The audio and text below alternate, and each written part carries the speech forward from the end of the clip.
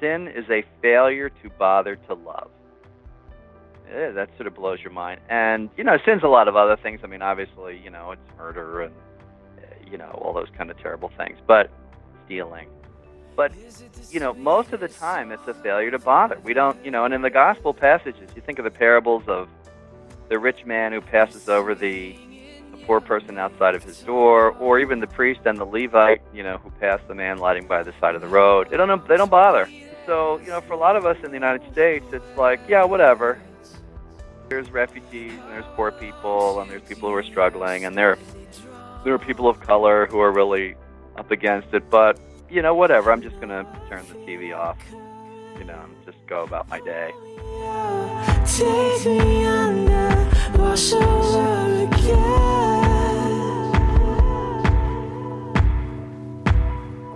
Nora, close your eyes, we're going under.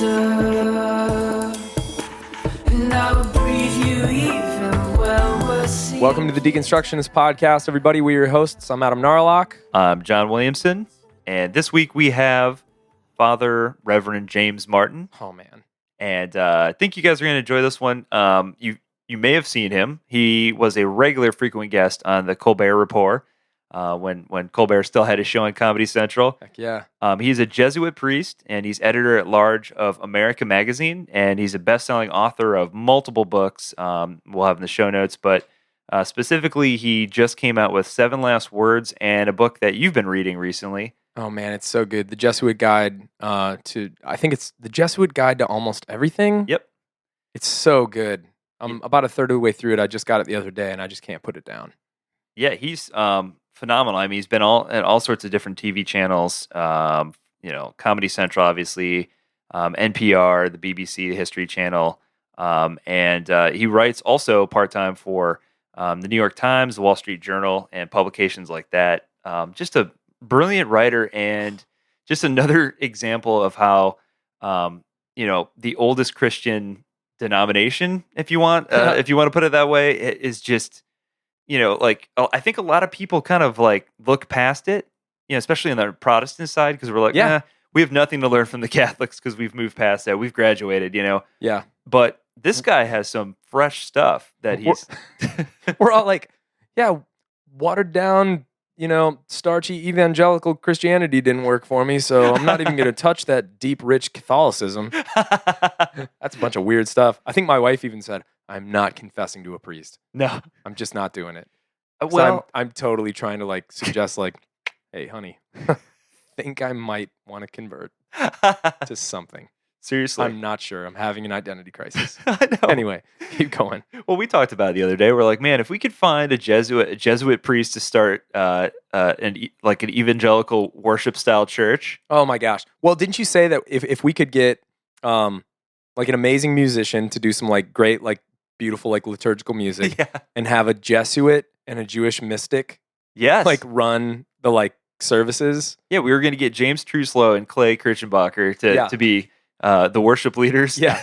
Oh my gosh. Then get Art Green and Father James Martin to co-lead this thing called The Collective, and it would be amazing. You shouldn't have put it out there, man. I know. Now people are going to want to make it happen. I know. Please do. We'll have Pete Rollins guest lecture. Yeah, yes. Anyway, let's get to the interview. Oh, man. So you guys are going to enjoy this one. He's very active on social media. I highly recommend his Twitter feed. Oh, highly recommend his Twitter feed. I think he's really putting some stuff out there, especially lately based off of things happening in the news and a lot of social stuff that needs to be heard. Absolutely. And he's got the authority to say it. So, without further ado, James freaking Martin. Nora, close your eyes, we're going under.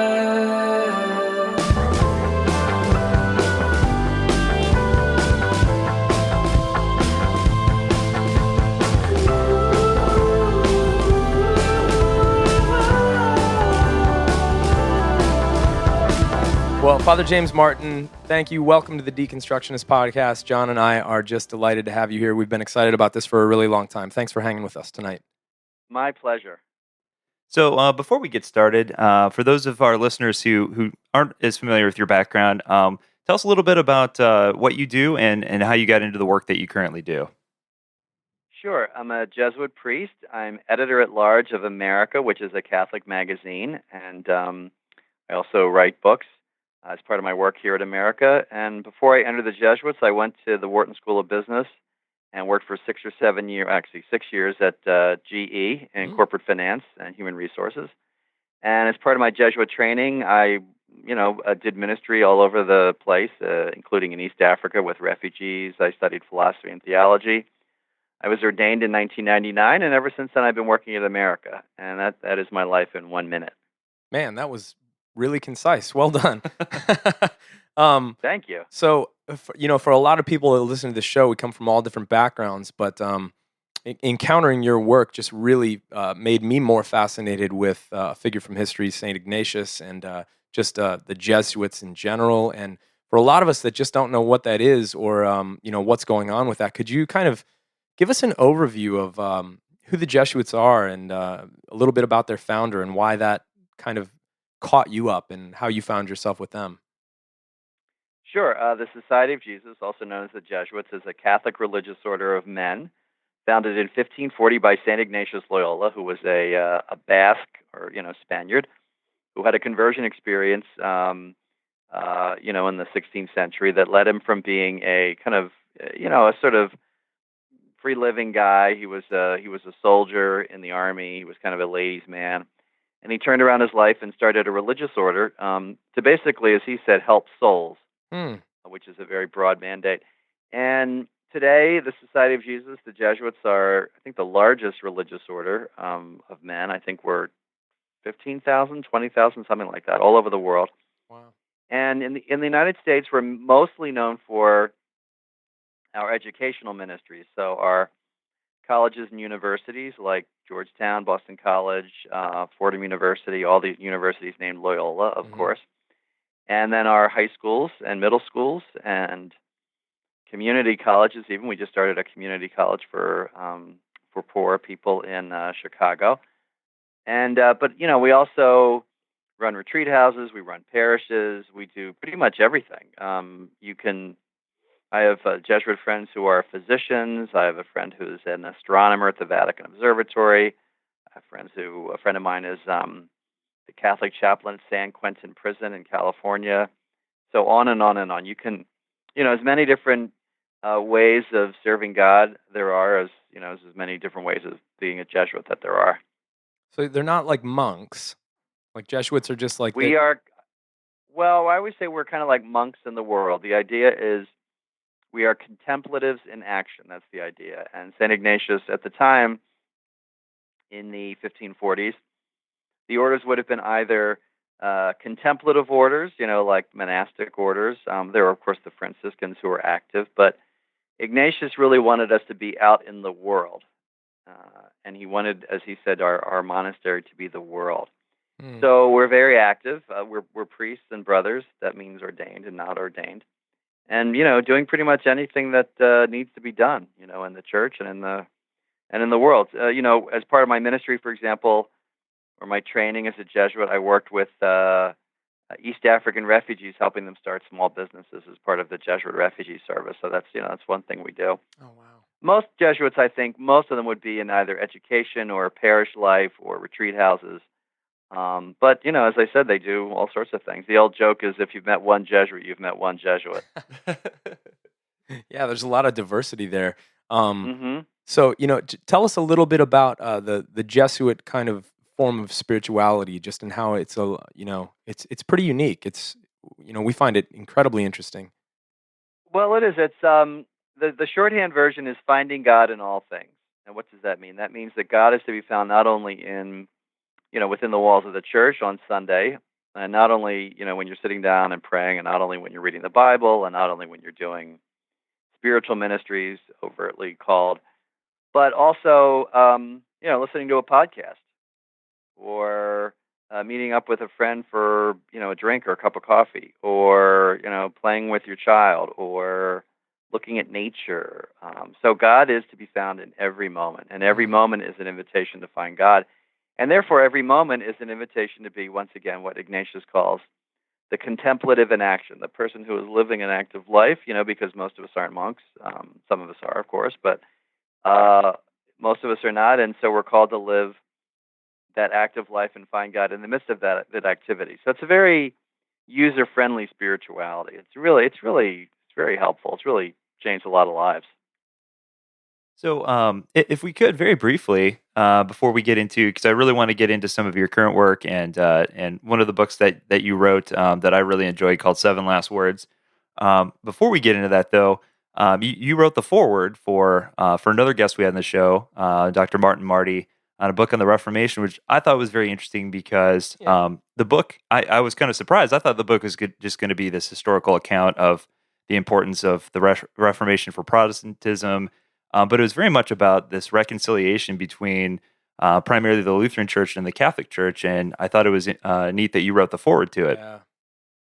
Well, my joke was that the only reason I wrote the foreword, or the real reason, I'm being facetious, of course, was that I wanted to have it be said that it was James Martin on Martin Marty on Martin Luther.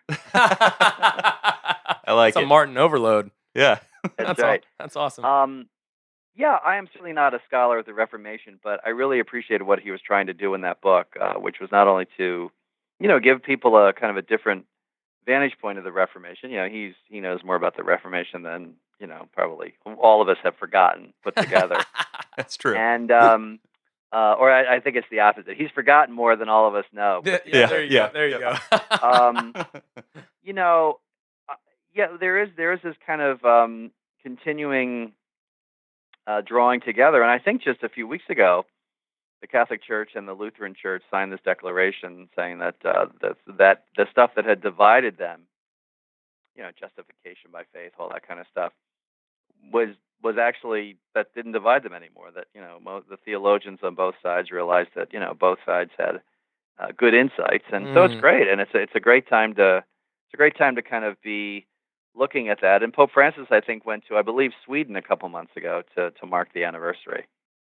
Never mind the storm that keeps us in at night, the cold rain on the leaves, the wind is much too much, but you and I are safe here laughing at the table. Gotta love Pope Francis, man. Isn't he a Jesuit? He is a Jesuit. That's right. In fact, most people know the Jesuits now thanks to him. And he's a good model of a Jesuit. He's very free. That's one of the hallmarks of Jesuit spirituality. You try to be free of anything that keeps you from, responding to God's will. So that's him. He's a very free guy, which I think really appeals to people. Absolutely. One of the things that Adam and I found ourselves in deep conversation about last night was just this tragedy that occurred amongst what was intended to be peaceful protesting in Virginia. And Adam and I both independently happened to see your tweet thread and thought it could not have been put more succinctly.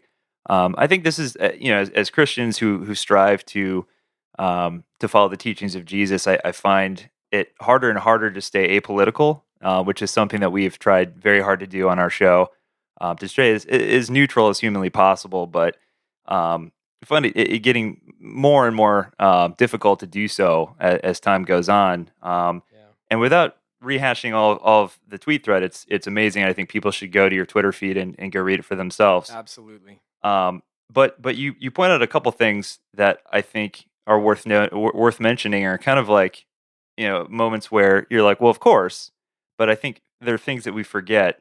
And you pointed out the fact that our Savior happens to be a Jew. He was Jewish. Yeah. And the fact that just to support any sort. So was his mom, and so were all the disciples. Yes. And so was Joseph too. Yeah. Why is it that simple things like that we forget? I mean, Jesus himself was a Middle Easterner, and yet we see this intense persecution of people of Middle Eastern descent. It seems antithetical. It's too hard to think about that for some people. And the other thing I like to remind people is that he was also the victim of capital punishment. Yep. Yes. And he was also on death. And he was also on death row. the night before his execution. So when you try to really remind people of the reality of Jesus' life, it's very frightening to people who want to keep him in this little box of someone who's just your friend. And Jesus is my friend, but he's also more than that. And his teachings should be very disturbing to people. But you know, this whole thing about white supremacy, that is the opposite of what Jesus was all about. I mean, he critiqued the disciples who wanted to be first in the kingdom of God. He said the other Yes. one who wants the people who should be first are the ones who are last, and you should act like children, you should be servants. I mean, on and on and on. So this idea of supremacy is totally anti-Christian. I mean, I don't think you need to do. That's why I could have. That's why I did that in a couple tweets. I mean, it was easy to kind of spell that stuff out really quickly. Yeah. It's absolutely amazing how just some succinct, contemplative reflection on what it really is that we see in the Gospels, and what church history tells us just cuts right through everything that's happening here so powerfully and so unbelievably succinctly. Just the idea that empire in America could be this thing that can be, trumpeted when, the life of Christ was a life of humility. It's foot washing. It's Mm-hmm. enemy love. It's Mm-hmm. it's so obvious, and it's so funny to me how. Yeah, go ahead. It's obvious. It's obvious, but it's not preached. And I think one of the problems is that the so-called prosperity gospel is this idea that if you believe in God or believe in Jesus Christ, all these great things are going to happen to you. Yeah. And I think believing in God is the great thing that happens to you, and certainly I believe God helps us and God's on our side. But it doesn't mean that you're going to get rich. Simply because you believe in Jesus. It doesn't mean that your life's going to be free of suffering, and it especially doesn't mean that you can just sit back and keep your prejudices and your racism and your hatred. I mean, Right. Jesus is not this big rubber stamp on everything that makes you feel good. Oh, man. Did you hear? Now all your tears that have fallen will never show.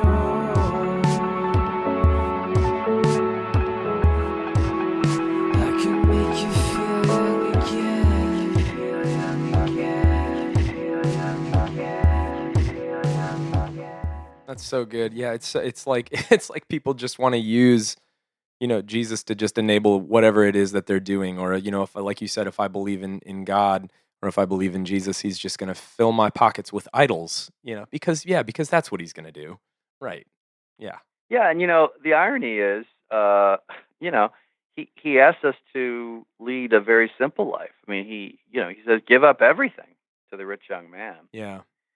And there's so much of the Christian message of the Gospels that is just it was hard back then, and it's still hard. And I think the difference is today we have different Christian leaders who are telling us that it's okay to believe these things. It's okay to not help the poor. It's okay to be racist. It's okay. Well, they don't say that overtly, but they might as well. Yeah. Yeah. And it's okay to like keep out refugees and strangers, but I mean, Jesus is really clear about this stuff. And sometimes I tweet things or I put things on Facebook and people freak out, and I say, hey, listen, don't get mad at me. You can get mad at Jesus. This is coming from the Gospels. It's pretty clear. And to me, isn't this sense of apathy almost as destructive as the person that's out there rioting as well? Like, isn't that just the same as driving a nail?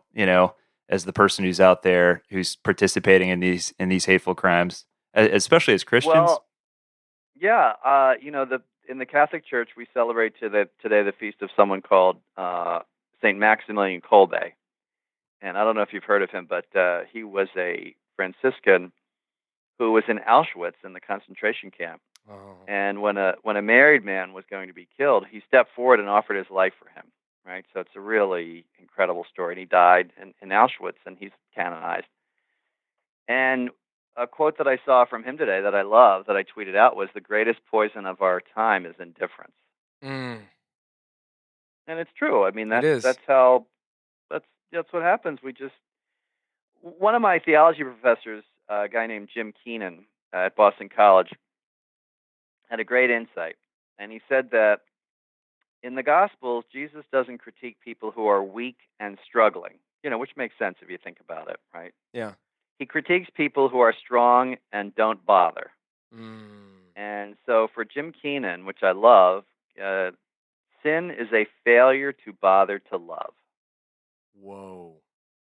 Yeah, that sort of blows your mind. And, sin's a lot of other things. I mean, obviously, it's murder and, all those kind of terrible things, but stealing. But, most of the time it's a failure to bother. We don't, and in the gospel passages, you think of the parables of the rich man who passes over the poor person outside of his door, or even the priest and the Levite, who pass the man lighting by the side of the road. Yeah. They don't bother. Mm-hmm. And so, for a lot of us in the United States, it's like, yeah, whatever. Yeah. There's refugees and there's poor people and there's people who are struggling and there are people of color who are really up against it. But, whatever. I'm just going to turn the TV off, and just go about my day. It's almost So, it's almost as if the machine has gotten too large to the point where it doesn't affect us individually enough to the point where we can flip the TV off. yeah, and I also think we're just lazy. And we have not been I think it's a kind of a failure of what we call catechesis, of teaching. I think it really is a failure of the mainstream churches to really teach what Christianity is about. And it is not about just simply feeling good about yourself. That's part of it, I think, because God wants us to love ourselves, but it's hard. Jesus said, take up your cross, not, sit on your easy chair. Oh man, we're nodding our heads over here. Oh, totally loving this. Yeah, it's hard. I mean, Christianity, that doesn't mean it's bad or it's unpleasant or it's, negative or it's, ends up at a terrible thing. But, it's difficult. Well, but this is the path towards life. And, I want to get into some of the things you teach as a Jesuit and some of your really great writings. But this is the path of Jesus is not, you're going to live this miserable life because that's the only way you're going to get God to love you and you got to just beat yourself up and it's masochistic. No. The whole, give up your life to find true life. You're being Right. called to a truer life than Right. you could possibly imagine by your own selfishness. Your Yeah, selfishness because is too you're- small. Yeah, and if you live by your own selfishness, you'll be miserable in the end. That's one of the the great insights, and that's what Jesus understands. That if you are just someone who's selfish and living for yourself, we all know sort of examples of kind of rich people who end up bitter and angry, and that's the whole point. That life does not satisfy. Mm. And what Jesus is asking us to do is and this is the heart of Ignatian spirituality. This is what Ignatian spirituality or Jesuit spirituality highlights, which is that if you free yourself of anything that keeps you from getting closer to God, you will be happy. You will be joyful. It's a joyful life. Yes. It's you look at people like Francis of Assisi, or look at Pope Francis. I mean, there's a guy who he enjoys himself. He's joyful, and that's the reason. It's And because free. He's free. Yep. Mm-hmm. And everybody notices that about him, that he doesn't Yep. have to do this. He doesn't have to do that. He's always doing things that popes have never done before. Yeah, there's a Yep. kid on stage tugging on his robes, and he's like, "Don't worry about it. He can stay." Yeah. Yep. So this No, whole it's idea. great, and Yeah, go ahead. he teaches, as they said about Jesus in the Gospels, with authority. His life and his words are congruent. People recognize that. I love. And they want it.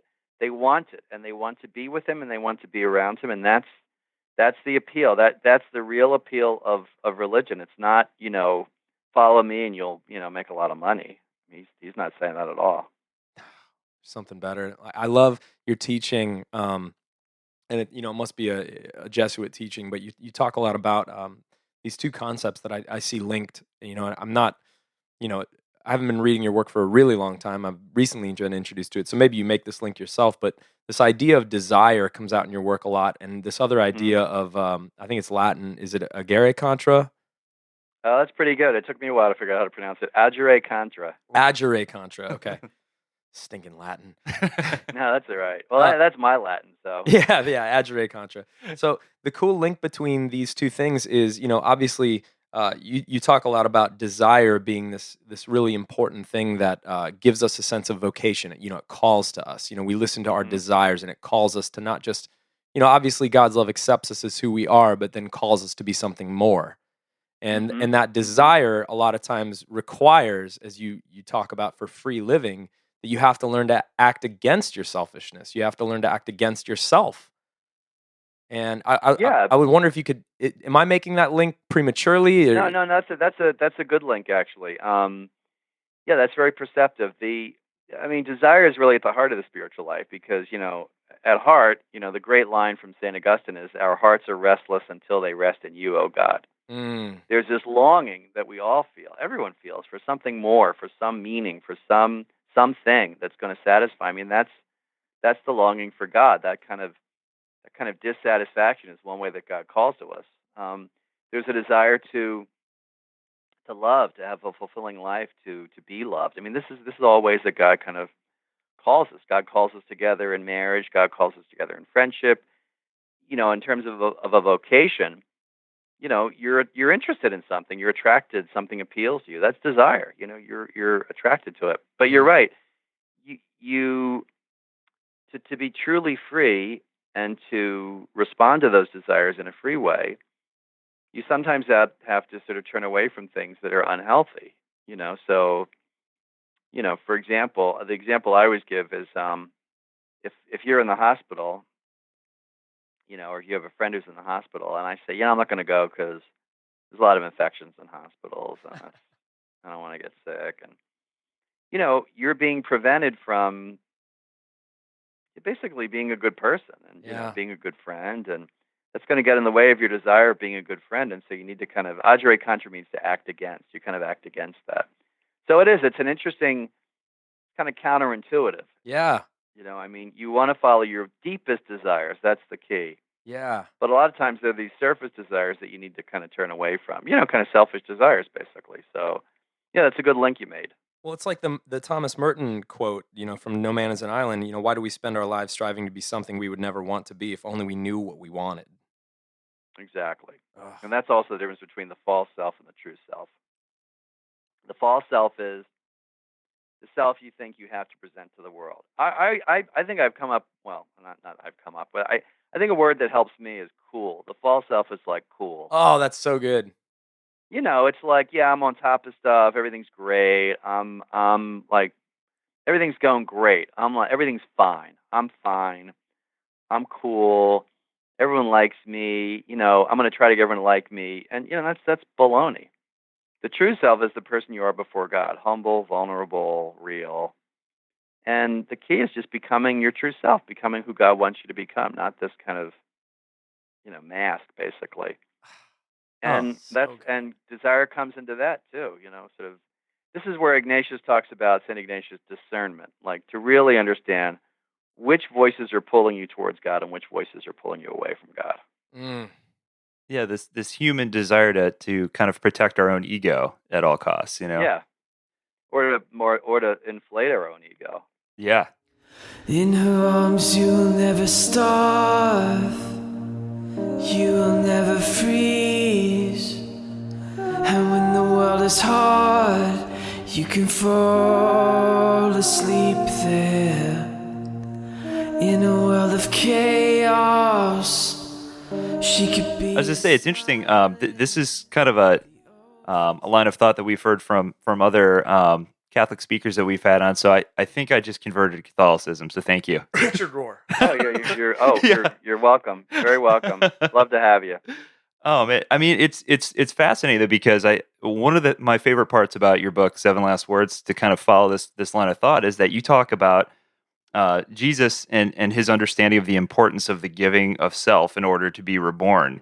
It almost seems like a lot of us could learn that lesson that there are not necessarily physically, but there are parts of us that just need to die before we Yeah. can experience rebirth. No, that's a good way of putting it. Yeah, absolutely. And that's, it's hard. People say take up your cross, and they're like, well, what does that mean? And part of it does mean that there are parts of yourself, as you say rightly, that you have to let go of. You have to let them die. And those are the selfish parts of you, or the parts of you that are sometimes fearful, or a lot of it I think relates to and can be helped by psychology, and what parts where do I need to be freer? I think if you said that to people, they'd say, oh, that makes a lot of sense. Mm, but yeah, to let that die so that something new can live, um, and to let that go, to die to self. That's the great spiritual way of looking at it. It's very freeing, and that the resurrection is a pattern. It's not simply. I mean, I believe in that. It's not Jesus' resurrection from the dead, but they're kind of these mini resurrections that you have, where something dies and something new is born, and you can kind of say, "Oh, okay, now I get it. I can let that go." That's so It's also good. about maturing too. Oh, that's so good. A lot of the It people, is good. This is all thanks to Saint Ignatius and of course Jesus. yeah, yeah, we big fans of both. Yeah, me too. Yeah, Me too. yeah. A lot of people that listen to our show, we're called the Deconstructionists. Is people that a couple things I'd love to touch on, but I know we're running a little bit short on time, and we want to talk a little bit more about your work, towards the end here. So. I think it'd be really cool if you could touch on, just quickly. A lot of the people that listen to this show have gone through some of what you call the six paths to God. So Mhm. they've been in belief, maybe they're in confusion right now, or disbelief, or return, or some of these things. And then if you could talk a little bit about that, and then weave in how maybe I think that the Ignatian exercises are something that people that feel lost, disconnected, confused, um, detoxing from some bad church experience, whatever. Um, a lot of life can be found in some of those Ignatian exercises. I don't know if you could bring those two together somehow. I'm trying to just save time, but Yeah. yeah. No, sure. Yeah, you're sure. Yeah, I'd say this. So in this book called The Jesuit Guide to Almost Everything, I mapped out six paths. I mean, this is just my way of looking at it. Yeah, it's It's not really like good. there are six actual paths. Thanks. Um, it was funny. Someone said to me, "How'd you come up with that?" And I was like, "Oh, I just thought about it for a while." Yeah. It It's wasn't like I did. I didn't like do endless years of research. But yeah, I mean, there's six based on my experiences. There's six basic paths that got people take to God, and I list them out in the book. And that's based on just listening to people and also my own life. I mean, how do people come to God, and how do people find their way to God or religion? And the point is that everybody comes to God in their own way, right? But there's certain typologies that we can use. So, like the path of belief, someone that's been born into a family that they've already believed, they always feel good about that. There's the path of return where you kind of go away and then you come back for a little bit. These are just this has been born out from people that I've met. hmm And I think Ignatian or Jesuit spirituality can help a person on this path because it takes seriously where each of those people are, Mm.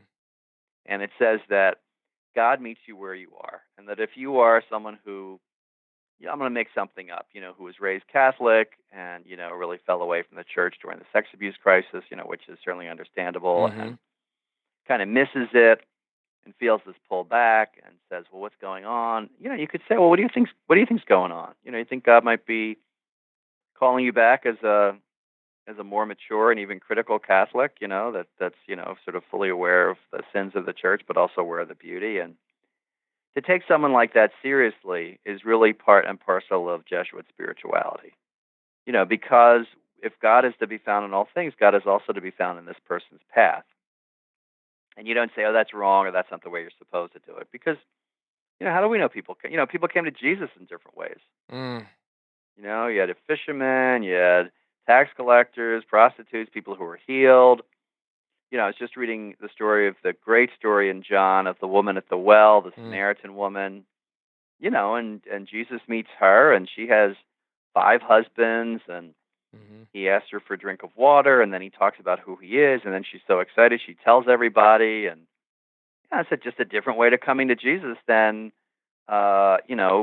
Jesus coming up to Peter and Andrew and James and John and saying, "Follow me," or telling Matthew to, "Follow me." It's just different. So, you're going to say to the woman at the well, "Oh, that's wrong. The real way that you need to be called is God needs to come up to you and say, 'Follow me.'" And Yeah. she'll say, "Well, that wasn't my experience. My experience was this. I had this kind of interesting life, and I met Jesus, and we were talking, and we went back and forth, and I was a little suspicious." So the whole point is, you take the woman at the well or the Samaritan woman with as much seriousness as you take Peter, and you say both of those paths are real. And that's Jesuit spirituality. That God takes you where you are, and we're going to try to help you find God in all that. So imagine if the woman at the well went to someone and told her this, told someone her story, and they said, that's incorrect. She would be really upset, and she'd probably start to doubt herself. Mm-hmm. So that's what I love about Jesuit spirituality. It takes everybody, where they are, and it uses every tool. That's the other thing, to reach people, because we don't know where they are. So, like, I'm on Twitter and Facebook and Instagram, and because that's where people are. Mm-hmm. That's good. So why would I say no? I'm not going to do that stuff, and all I'm going to do is preach in church or write books. That's where people are these days. So why not go to where they are and speak their language? Amen. That's awesome. That's awesome. Amen. Well, we want to be sensitive to your time, but so we want to finish off with one last question, and we definitely want to sure. promote your new book and everything. So Thank you. your latest book that just came out in June is called Building a Bridge, How the Catholic Church and the LGBT community can enter into a relationship of respect, compassion, and sensitivity. So tell us a little bit about what this book is about and what your hopes are for this. Sure. Well, the subtitle kind of says it all, but hopefully not all, because otherwise people won't buy it. So But, concise. Yeah, right. I know. My gosh, that subtitle. Yeah, it's basically a call for dialogue and mutual respect and encounter between, what I would call the institutional church. So that's, the Vatican, the hierarchy, cardinals, archbishops, priests, but also people that work in any official capacity in the church, lay people as well, and LGBT Catholics, who really have felt totally marginalized and excluded and insulted and ignored and slandered and everything by the church. And, what happened was I was reflecting on the massacres in Orlando a little over a year ago. And I noticed that not too many bishops talked about that and really even extended sympathy to the LGBT community. And I thought, well, now why is that? If this were, God forbid, like in a Methodist church or something, for example, Charlottesville, the terrible things that have happened in Charlottesville recently, the bishops' conference came out with something, and bishops, local bishops, and which is they should, of course. Yeah. But with Orlando, it was this kind of silence among the majority of bishops. And so that prompted me to think about the whole topic. And I did a Facebook video, which got a lot of hits. And then I was invited to give a talk, and the talk was to accept an award called the Building Bridges Award. And so that's where the title of the book came from. So I'm trying to start some dialogue, and the reaction has been really interesting. The majority has been, overwhelmingly positive, and people hugging me and literally, crying, and, just at parishes. And really, not a day goes by that I don't get really nice letters and emails and stuff. But then from the far, far right, like hysteria. Just total anger about this topic, that I would even bring it up. I'm a heretic, et cetera, et cetera. But, it's similar to what we were talking about at the beginning of the conversation. I hate to tell people, but Jesus reached out to people in the margins, like it or not. Boom. Yep. The woman at the well, she's a Samaritan from this hated group, religious/ethnic group, that the Jewish people in Judea and Galilee didn't like very much for a number of reasons. And he's going out to her. And by the way, he's making the hero of one of his stories a Samaritan. Right. So that's Jesus doing what, modeling for us what we should be doing. And I think one of the things that infuriates people is this is going to sound it's not meant to be argumentative, but I think it's true. I think one of the things that infuriates people on the far, far right, very, very traditionalist Catholics, is that they know they know at the very deep level that these stories do say that they are about inclusion, and I think it infuriates them. It's like when you say to someone who's rich, or who's unforgiving, or who's mean, like a quote from Jesus that's really blunt, like "Blessed are the poor," right? Or "I was a stranger and you welcomed me," and they freak out. And I think it's not only that they disagree with it, but they know, and it's that they actually agree with it, and they cannot bring themselves to say it. Because to bring themselves to say it would be to, and I'm articulating this actually for the first time ever, to bring themselves to say it would mean a complete change of their life, and they cannot abide by that. Yep. I don't know who said it, but it's anger is fear demonstrating itself in public. Yeah, that's interesting. You know, it's like, yeah, you're afraid of what this means for you. That's yeah. That's yeah. And they know on a deep level that it's true. You know, it's like the rich young man. When Jesus meets the rich young man, Jesus. This is about Agere Contra. Jesus, you remember the story, I'm sure. Jesus meets a guy who's rich, and Jesus says, he says, "What should I do to gain eternal life?" And he says, "Well, the commandments." And the guy says, "Yeah, I'm following all the commandments." And Jesus looks at him with love, the gospel says, and says that you have to do one more thing: go and sell all you own and follow me. And now that's Agere Contra, because I think what's going on is that, Jesus isn't saying to every single person you have to sell everything you own. I think he's saying to this guy, now I know what's keeping you from following me, and it's wealth. Mm-hmm. That's Agere Contra. So you need to free yourself up. Get back to your original question. You need to free yourself up in order that you can follow your deepest desire. That's the connection. And he can't. And so in that great passage, it says, "And he went away sad." And I think that's the kind of the same emotion. But today I think it would be he went away angry.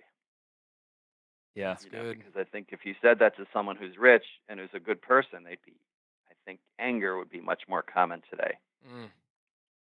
Yeah, so good. And so so this anger, I think there's other reasons why people don't agree with the book, but the deep anger is that the book points out to people the fact that Jesus really did reach out to those on the margins, and there is no one more on the margins of the Catholic Church than the LGBT person. No one. Everybody else feels welcome, or they try to make them feel welcome. Wow. So that's what I'm trying to do. I'm trying to build a bridge. Good for you. That's fantastic. Yeah, I don't know that we could end it any better on any better note. That was perfect. I mean, there's like a million more questions I could ask you, but yeah, we'll have to save that for round 2 if you'd ever want to do this again. Yeah, well, let's leave them wanting a little more, then they can go out and buy the book. There you go. Perfect. Absolutely, and they should. They should. Thanks. So you mentioned that you have a social media presence, which Adam and I can attest to. We love following you on Twitter. You've got a great presence there and a great voice. Where else can people go to stay on top of what you're up to? What you're currently working on. Sure. Well, Facebook. I have a public Facebook page under Father James Martin S.J. It's pretty easy to find. Pops right up. Twitter, James Martin S.J. And then Instagram and Snapchat too. But the big 3 would be Facebook, Twitter, and Instagram. And I enjoy doing it. I really do. I like it. I consider it a ministry. That's awesome. And then if they're watching Stephen Colbert ever, Yeah. Yeah. Although I've been on the new show, just the old show. So I think I have to be a movie. I think I got to be a movie star before. Come on, Stephen. Oh, come on, Stephen. Yeah, I know. Well, call him up and tell him. Well, I know one of his writers, so I'm gonna email him tonight. We'll call him. We'll call him right now, right when we get off the phone. Yeah. Good luck. Well, we really appreciate you coming on. This has been a big dream for us. So thank you for taking the time out to talk to us. That's really thoughtful, and thanks for all the good work you guys are doing. I mean, you're meeting people in another way that I don't meet people in normally, which is producing podcasts. I think that's great. That's a new medium. That's a new.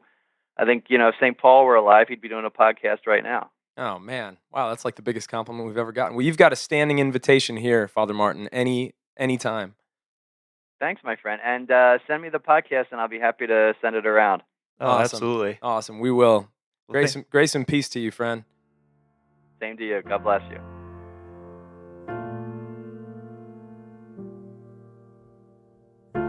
Sweetest taste your armor, I can never more feel it, hold your arm. John, I wanted that to be like an hour longer.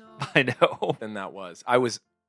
I didn't get to. I have like literally probably 6 or 7 questions that I was like, I have to get to these, and then I had a whole bunch of other ones that were like, if we have time, I'll get to these. I didn't get to like any of them because he's just so good.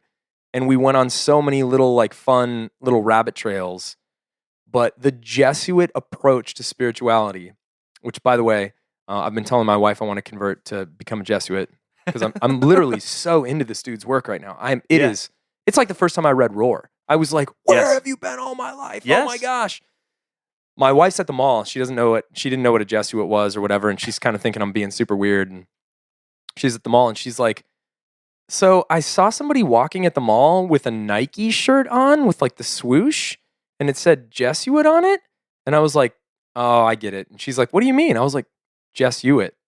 Nike, Jesuit. Like, instead of just do it, Jesuit. It's pretty funny. It's terrible. But yeah, the Jesuit approach to spirituality is like, I think, in a way that we couldn't have planned, because we never planned this. Right. This whole like transcendence within eminence, like get away from the escapism theology, get away from the 6 inches off the ground theology, the pie in the sky, all that kind of stuff. Like, what about now? What about the reality that I'm swimming in, that I'm locked into, that's important, that has depth here? Jesuit spirituality is all about that. Yeah. Yeah, it's funny because like he's a Jesuit. Obviously the guy that we refer to a lot, Father Rohr, is a Franciscan. Right. But there's a lot of common language. Oh my there. gosh, yeah. And he talks about that a lot in his book, Jesuit Guide to Almost Everything. Oh It's man, so good. that one's next on my list. You're gonna love it, man. I'm so excited. It's really good. I've been reading 7 Last Words, an invitation to a deeper friendship with Jesus, and I've been really enjoying this one. It's a very short book. Mm-hmm. It's kind of a small book. I like small books. It's kind of cute. A little snack. It's cute. Yeah, it's a little snack book. Yeah, it's like a charcuterie. But yes, before moving on to Jesuit's Guide to Almost Everything. Oh yeah, you were telling me about this, about how some of the like when he talks about how like the abandonment of Jesus on the cross. You said that there were some really good insights there that were blowing your mind. Yeah, so what he does is he breaks down the 7 last confirmed words that Jesus said before he was crucified, and really like focuses in on each of those things and kind of like maybe looks at some different angles. Like the abandonment, on the cross. Like, we've had some other guests who've kind of talked about that a little bit before, like this moment where Jesus really has his own moment almost of deconstruction where he feels abandoned. And where is God? Where are you now? Have you left me behind? Right. But he takes kind of a different approach. I think the way he kind of looks at it is, of almost concern. Will my followers continue the work that I have started? Will they continue on after I'm gone? Like, how could they survive this? Yeah. Like viewing this atrocity on this terrible Friday. How could they ever get over this? Yeah. Man. It's good stuff. I highly recommend it. You can blow through this book in like a day and a half. It's pretty quick read. So yeah, I'm a really big fan. One of the other things that I like about Jesuit spirituality is we love people that like push to the fringes of whatever a movement is currently locked into some status quo, and somebody comes in and taps into something that awakens a new like push to further out. And he was literally like basically like Ignatius was essentially condemned as a heretic like early on, like because he said people do not need the presence of God mediated to them by the church. God deals he said the creator deals directly with the creature. Whoops. Through your experiences, through your desires, through thought life, through creation itself. Like he was kind of like the first one that ever said everything is spiritual.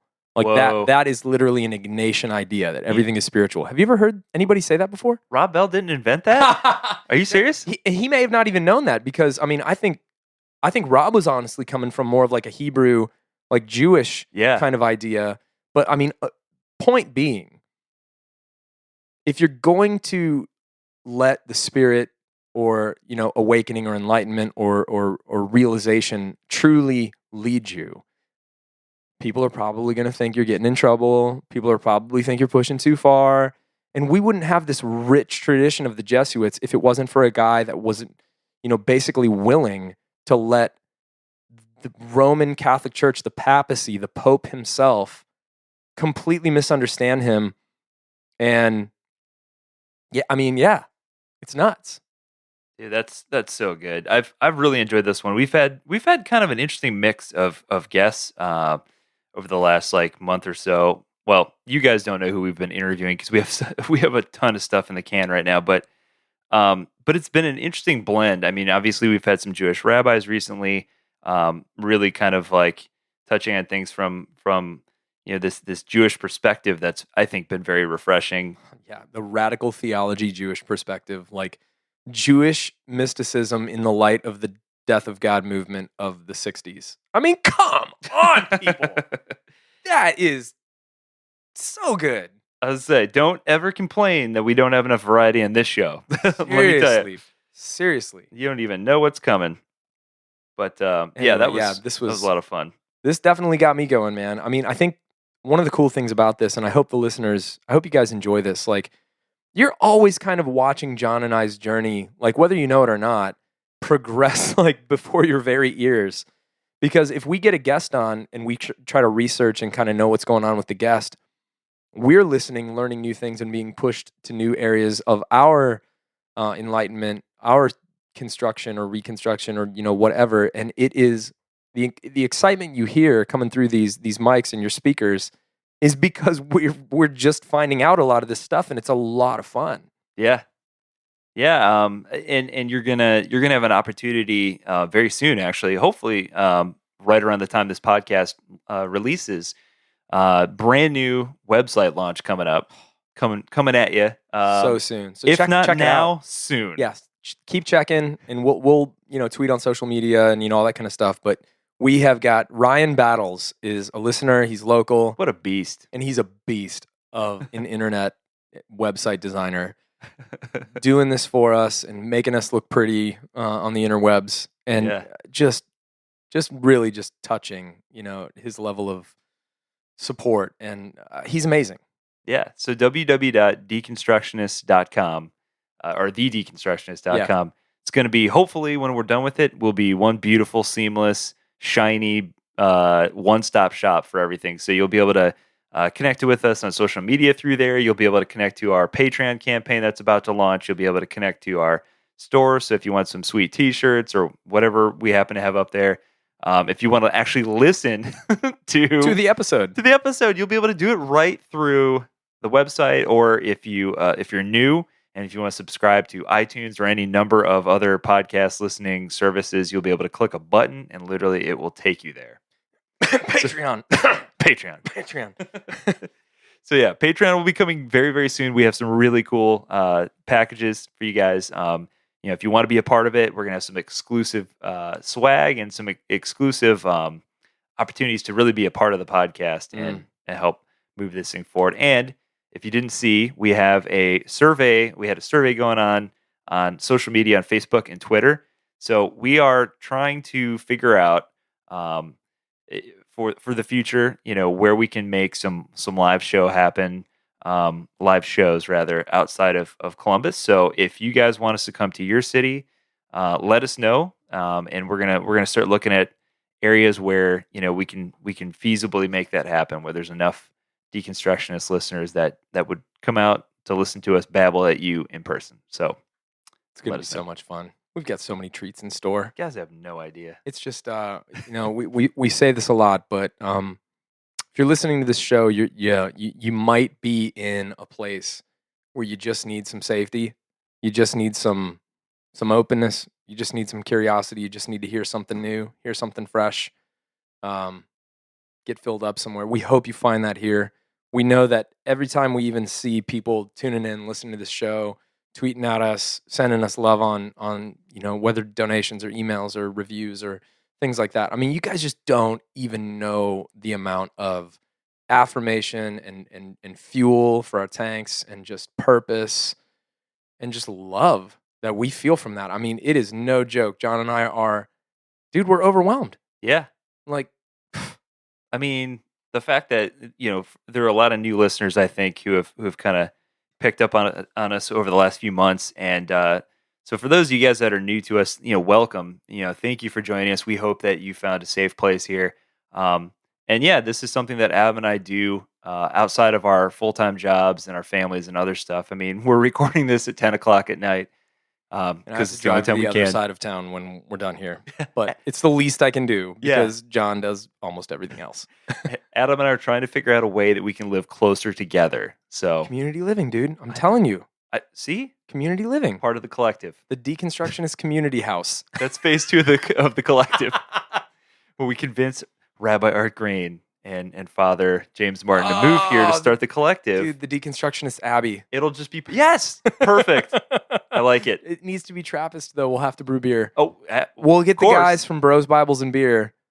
Zach, I think Zach Crater, yeah. that brewed some delicious double IPAs or whatever and sent them to us. Like, But Trappist oh ale is my a whole nother gosh, ballgame. I know. That's beyond an IPA. Super regulated. Do it, dude. No. No.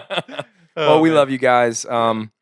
Thanks for hanging with us. Thanks for listening to Father James Martin. Get his books. I'm telling you, check out his Twitter, and you will be so glad I don't care where you're at. The great thing about Jesuit spirituality, one last plug, you don't need to be a believer. You don't need to be a Catholic. You don't need to be anything to benefit from the unbelievable, curious, wonderful, brilliant, optimistic, great approach that is so practical and simple that the Jesuits bring to a richness into life. I can't advocate for it enough. Yeah. I love it. That's a mic drop. If this mic wasn't on a stand, I kind of want to knock it over. So much fun doing this. We love you guys. Yeah. For now, we're your hosts. I'm John Williamson. And I'm Adam Narlock. Love you guys. Love you guys.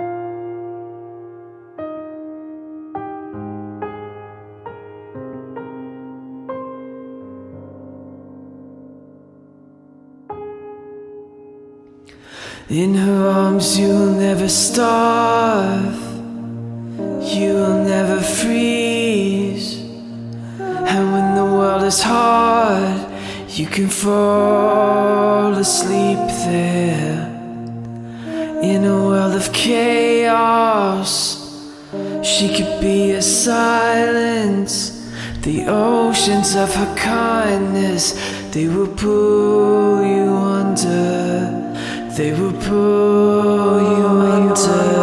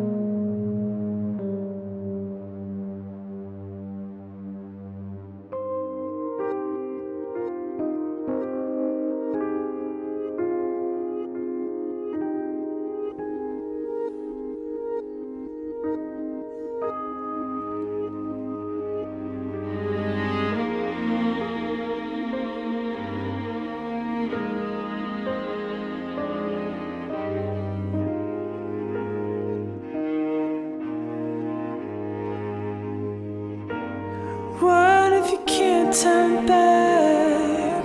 What if you can't turn back when you're finally tired of running? Tired of running. What if you can't turn back? What if you can't turn back when you're finally tired of running?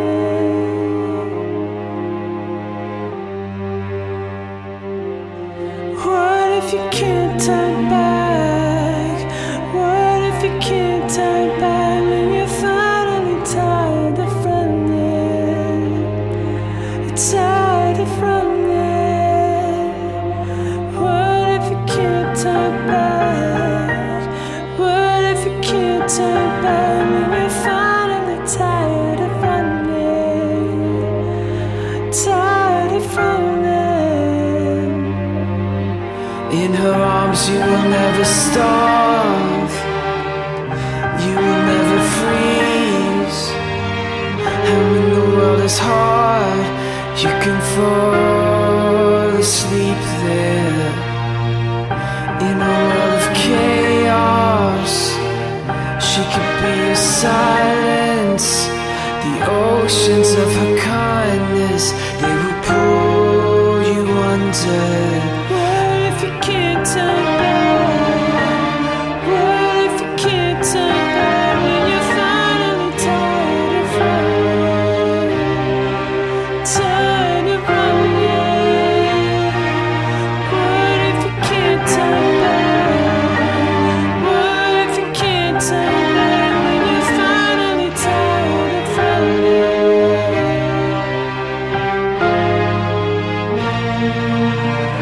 In her arms you will never starve, you will never freeze.